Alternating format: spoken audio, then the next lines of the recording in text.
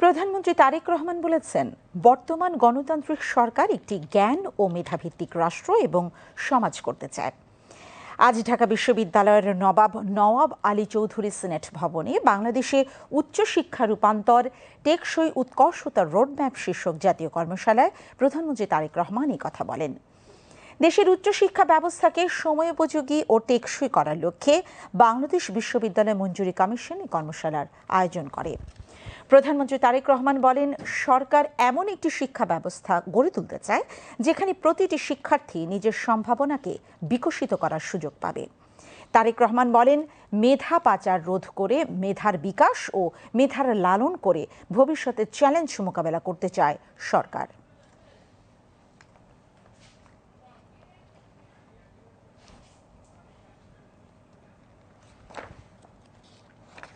বিশ্বমানের কিছু করা তাদের পক্ষে অসম্ভব নয়।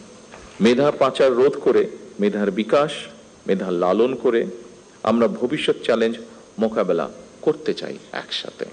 বর্তমান গণতান্ত্রিক সরকার একটি জ্ঞান ও মেধাভিত্তিক রাষ্ট্র এবং সমাজ গড়ার কাজও শুরু করতে চায়।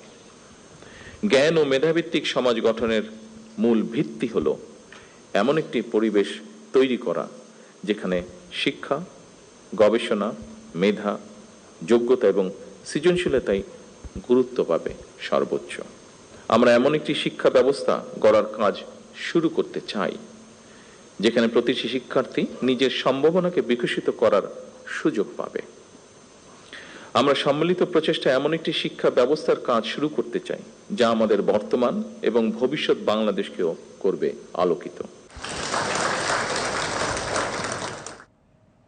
অনুষ্ঠানে শিক্ষামন্ত্রী ডক্টর আ.ন.ম এহসানুল হক মিলন ও প্রধানমন্ত্রীর শিক্ষা বিষয়ক উপদেষ্টা মাহমুদ আমিন বিশেষ অতিথি হিসেবে বক্তব্য রাখেন।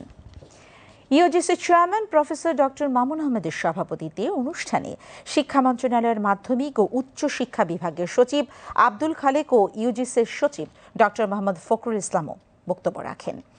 দিনব্যাপী কর্মশালায় শিক্ষাবিদ, মন্ত্রিপরিষদের সদস্য, সংসদ সদস্য, ইউজিসির সদস্য, বিশ্ববিদ্যালয়ের উপাচার্য, নীতি প্রণেতা, সিনিয়র সরকারি কর্মকর্তা, শিক্ষক, গবেষক, শিল্প খাতের প্রতিনিধি এবং উন্নয়ন সংশ্লিষ্ট অংশীজনরা অংশ নিচ্ছেন। প্রধানমন্ত্রী হিসেবে দায়িত্ব গ্রহণের পর প্রথমবারের মতো ঢাকা বিশ্ববিদ্যালয়ে গেলেন প্রধানমন্ত্রী তারেক রহমান। তিনি আজ ঢাকা বিশ্ববিদ্যালয়ের অধ্যাপক মোজাফফর আহমেদ চৌধুরী অডিটোরিয়ামে বিশ্ববিদ্যালয়ের শিক্ষার্থীদের সাথে এক মতবিনিময় সভায় মিলিত হন। মতবিনিময় সভায় শিক্ষার্থীদের প্রশ্নের জবাবে প্রধানমন্ত্রী তারেক রহমান বলেন, কারিগরি শিক্ষাকে শক্তিশালী করতে চায় সরকার, পাশাপাশি ভাষাগত শিক্ষার ক্ষেত্রেও সর্বোচ্চ গুরুত্ব দিচ্ছে। এক প্রশ্নের জবাবে তারেক রহমান বলেন, যার প্রতিভা আছে তার দায়িত্ব নেবে রাষ্ট্র। তিনি পড়াশোনার পাশাপাশি ছাত্রছাত্রীদের খেলাধুলার প্রতি মনোযোগ দেওয়ার আহ্বান জানান।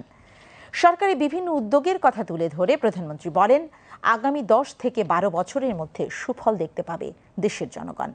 প্রধানমন্ত্রী বলেন, দেশে রাজনৈতিক স্থিতিশীল পরিবেশ দরকার, এজন্য ছাত্রছাত্রীদের সহযোগিতা চান তিনি।